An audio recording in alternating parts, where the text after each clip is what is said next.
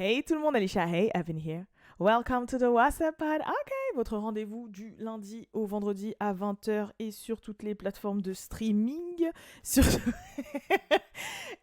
qui regardent pas YouTube, vous avez raté un move de ouf là. Ouais, votre rendez-vous bien évidemment de... Wouh, média hip-hop féminin. Désolée, faut que je remette mon cerveau en place là. Hip-hop féminin, actualité, tout ça. Oh non, mon ordinateur me dit que j'ai presque plus de batterie. Qu'est-ce que je fais? Je tente l'impossible là. 10%, je peux tenter l'impossible. Je peux tenter l'impossible. Ouais, bref, vous avez compris, vous avez capté l'intro. Je suis désolée, j'ai plus trop de cerveau là ces temps-ci, je vous cache pas. Parce que en fait, on est dans une phase de taf intense avec Balou depuis un peu plus d'une semaine maintenant. Et je pense que vous l'avez ressenti, puisque du coup, il y a moins de posts sur le média WhatsApp Girl depuis un petit moment, depuis quelques semaines. Même sur TikTok, il n'y a rien qui a été posté la semaine dernière, etc. Mais parce qu'en fait, on est archi focus dans un truc qui va arriver incessamment sous peu, qui va nous prendre quand même un petit peu de temps parce que c'est quelque chose qui va être quotidien. Mais du coup, ça fait que là... En plus, je crois que j'ai un problème physique. Vous allez me dire, j'ai toujours des soucis. Non, mais... En fait, depuis que j'ai repris le sport, assez sérieusement, je sais pas ce qui s'est passé, mais je vois un petit peu toutes les zones où mon corps ne va pas bien. Et en fait, toutes les zones fragilisées me font mal.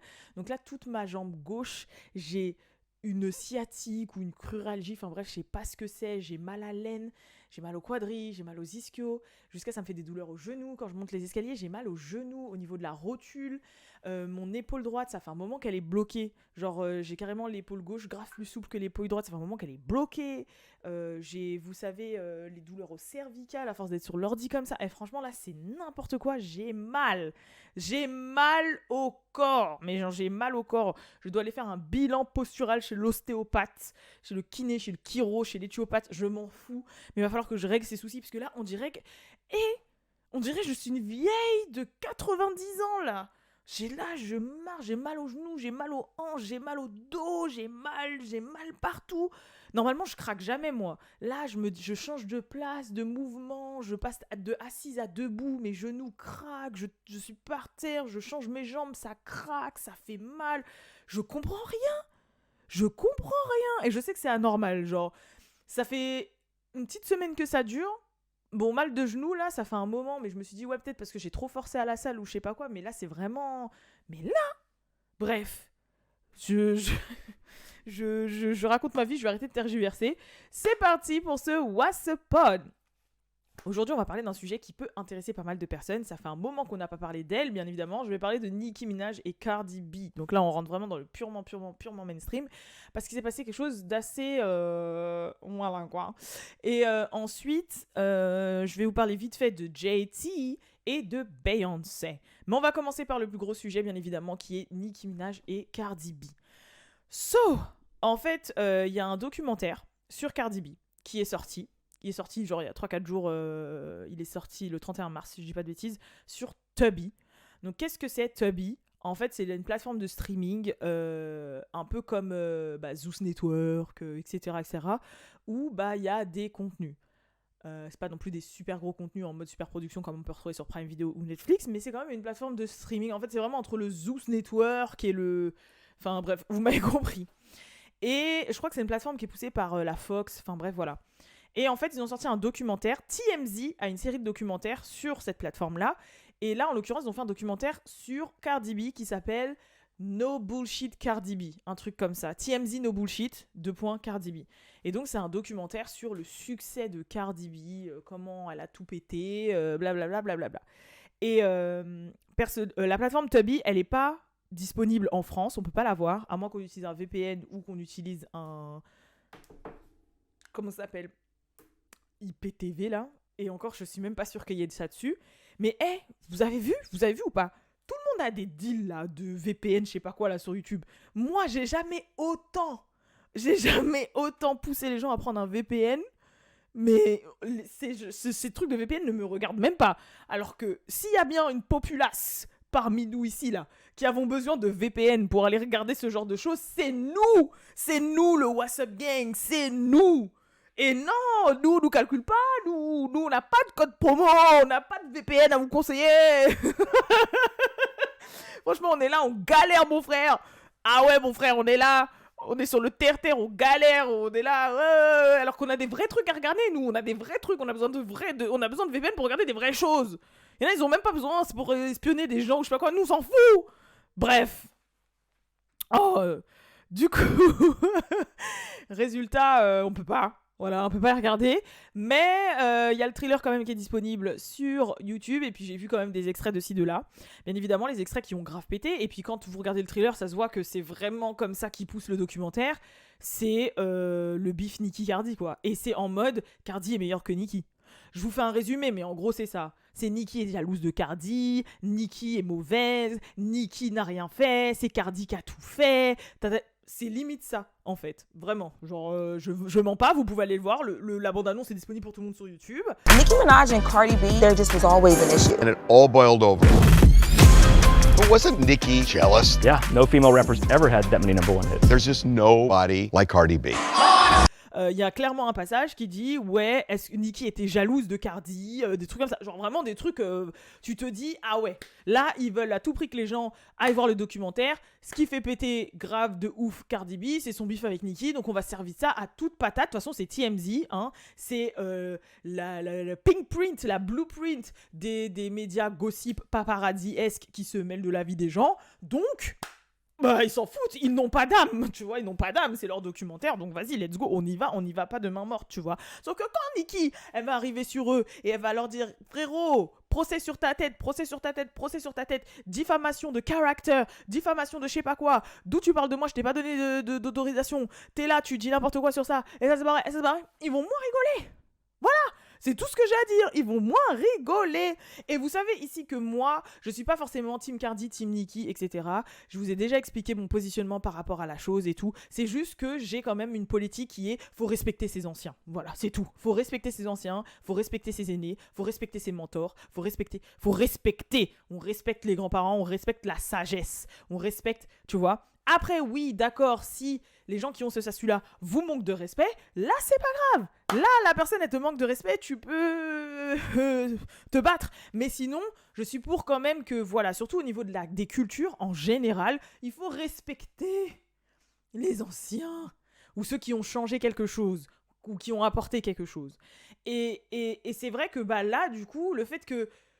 Après, j'ai pas vu le documentaire. Ça se trouve, justement, ils se servent que de ça pour faire la promo. Et au final, quand tu regardes le documentaire, ils mettent un peu d'eau dans leur vin. La manière dont ils le disent, c'est pas vraiment comme ça. Vous voyez ce que je veux dire? Comme quand, par exemple, tu prends une phrase, t'enlèves 2-3 mots et ça fait un truc genre grave scandaleux. Alors qu'en fait, quand tu écoutes vraiment la phrase entière, c'est pas du tout ça. Ou quand tu sors une phrase d'un article, un truc de son contexte et tout. C'est peut-être ça. Comme je vous dis, je n'ai pas accès à ce foutu documentaire. Donc, je ne peux pas vous dire.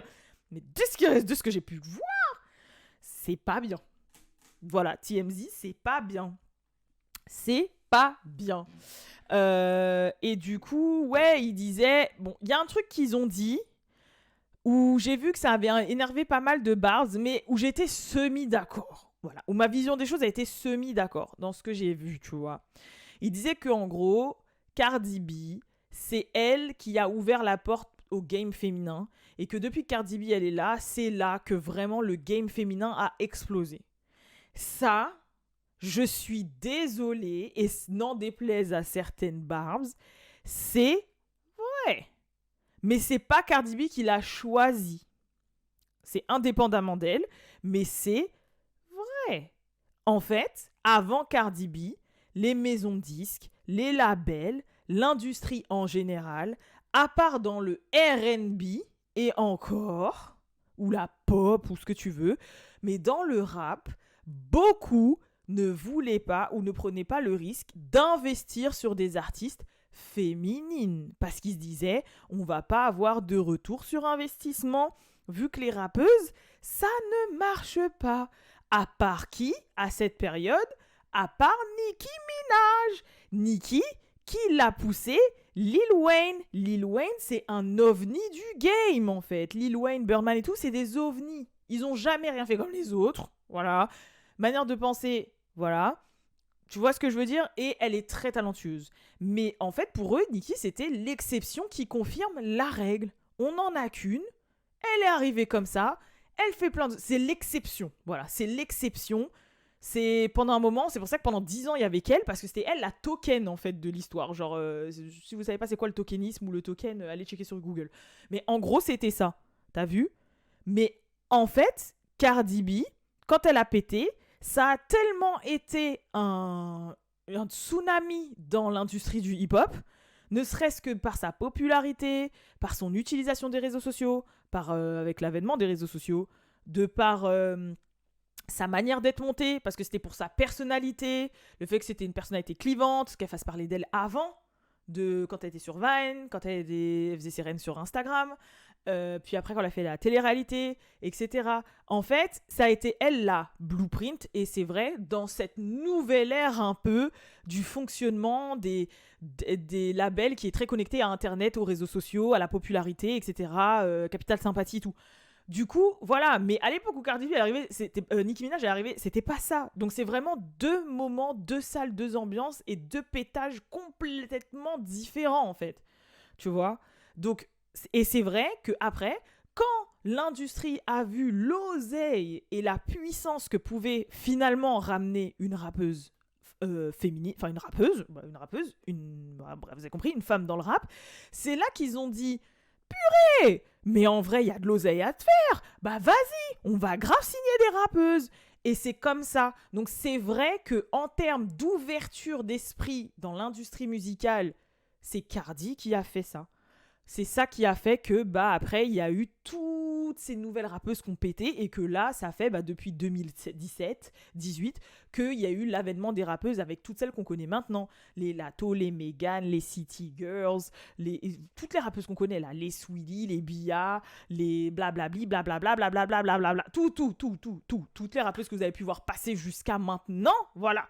Avant, c'était Lil Kim, Foxy Brown, Missy Elliott, Lauryn Hill, Nicki quoi, enfin... Et encore, il y a Queen Latifah, bon après, Queen Latifah, MC Lyte, enfin Dabrat et tout, bien évidemment, je vous parle. Mais après, il y a eu un creux entre-temps, tu vois. Fin de mi-2010 il y a eu un creux en fait, pendant 10 ans, de 2010 à 2020. En gros, on extrapole 2008 à 2018, voilà. Et en fait, c'est vrai que dans ce terme-là, Cardi B est une blueprint par rapport à ça. C'est un petit peu elle qui a montré, mais malgré elle, parce qu'elle était elle-même en fait. Elle l'a pas choisi, hein, elle a pris les opportunités, elle était elle-même, tu vois. Mais c'est un peu elle qui a montré à l'industrie musicale que on pouvait donner l'opportunité aux rappeuses et qu'elles pouvaient vraiment péter et tout rafler et voilà quoi. Parce que Invasion of Privacy, c'était vraiment une invasion pour le coup du game, c'était vraiment une invasion avec un grand I. Voilà. Mais c'est pas elle vraiment la pionnière, vraiment déjà la meilleure rappeuse, c'est pas elle la vraiment... Enfin, vous voyez ce que je veux dire? Genre, elles sont pionnières, mais dans 2 choses différentes, et c'est malgré elle. Nicki, elle, c'était parce que c'était la seule pendant 10 ans, c'est la seule qui écrit comme elle écrit, qui rappe vraiment l'art du rap, qui figure dans les top 10 all time avec que des hommes, c'est-à-dire il y a que des hommes dans les top 10, et t'as Nicki. Et elle est toute seule. Nicki, qui peut se taper avec des plus big du rap, qui peut... Voilà, Nicki, c'est Nicki, quoi. Tu vois, genre, c'est... Au-dessus, c'est le soleil, c'est pas possible. C'est Nicki. On peut pas lui enlever, c'est greatness. T'as capté? Mais c'est 2 choses différentes. C'est que Nicki, c'est une exception, tu vois. Vraiment, l'exceptionnalité... T'as capté? Donc, voilà. Donc, c'est 2 choses complètement différentes. Et aussi, il y a une chose sur lesquelles aussi... pour moi, je pense que Cardi a vachement aidé. Et c'est ma vision. Un peu comme Rihanna, là, elle a changé le game des meufs enceintes. Genre maintenant, les femmes enceintes, elles montent leur bide à tire-larigot, des tenues sur les red carpet dans la rue. Même maintenant, même nous. Maintenant, tu vois une femme enceinte, crop top jean, tu vois son gros bide à l'air. Tu dis rien. Cet été, on va en voir plein. Hein. Je vous dis direct. Ça, on sait que c'est depuis Rihanna. Avant, je l'ai déjà dit dans plusieurs podcasts, faut arrêter de dire que montrer son bide à l'air, c'était bien vu. C'était grave mal vu. Tout le monde disait que c'était pas bien, que ça pouvait ramener le mauvais œil à l'enfant, que ça pouvait nanana, que c'était disgracieux, que je sais pas quoi. Bon, alors les darons, les grands-mères et grands-pères, fallait même pas que je parlais de ça avec eux, tu vois, mais genre... Tu vois. Maintenant, non, tout le monde monte son ventre. Rihanna, elle en est pour beaucoup, tu vois. Mais Cardi B, elle, dans ce sens-là, elle y est aussi pour beaucoup dans... Le fait de devenir maman et d'être enceinte n'arrête pas une carrière. Parce que avant, toutes les meufs, les grandes femmes de ce game, que ce soit dans les films et surtout dans la musique, quand elles tombaient enceintes, elles prenaient une pause de ouf, ou leur carrière ralentissait, ou je sais pas quoi, je sais pas qui. Justement, elle le dit dans plein d'interviews, quand elle est tombée enceinte, parce qu'elle est tombée enceinte au tout début, on lui a dit, fin de carrière, mais quelle idée, pourquoi t'as un enfant maintenant? Mais non, oh là là, t'étais en train de monter, t'es même pas au top encore, pourquoi tu fais ça? Mais t'es folle, et tout, et tout, et tout. Et au final, ils ont vu que c'était pas un frein, la meuf, elle faisait des scènes, elle montait, elle a fait un des meilleurs albums rap de tous les temps, malheureusement, pour que ce qui n'en déplaise, mais en termes de stats, c'est le cas, etc., etc., tout en étant enceinte et en ayant un bébé, et limite, elle avait même encore plus de succès sur les réseaux sociaux et tout. Et ça, c'est vrai que c'est quelque chose qu'elle a changé. Avant, une femme, surtout dans l'industrie du divertissement, réfléchissait à 45 000 fois avant de faire un enfant, avant de tomber enceinte. De par le changement du corps, de par la responsabilité ce que c'est d'être mère, du fait que ce soit tabou, parce que quand t'es une mère, tu peux plus mettre de string, tu peux plus mettre de crop top, tu peux plus rien faire. On avait l'impression, maintenant je suis grave contente que c'est plus le cas, mais avant c'était un truc de ouf. Et quand t'étais artiste ou dans le truc divertissement, c'était un peu compliqué. Elle a démystifié tout ça. Et donc, c'est vrai qu'on peut pas dire que Cardi B n'a rien apporté. Elle a apporté, tu vois. Mais je trouve que c'est des choses complètement différentes. Donc, faut arrêter de comparer, de surcomparer.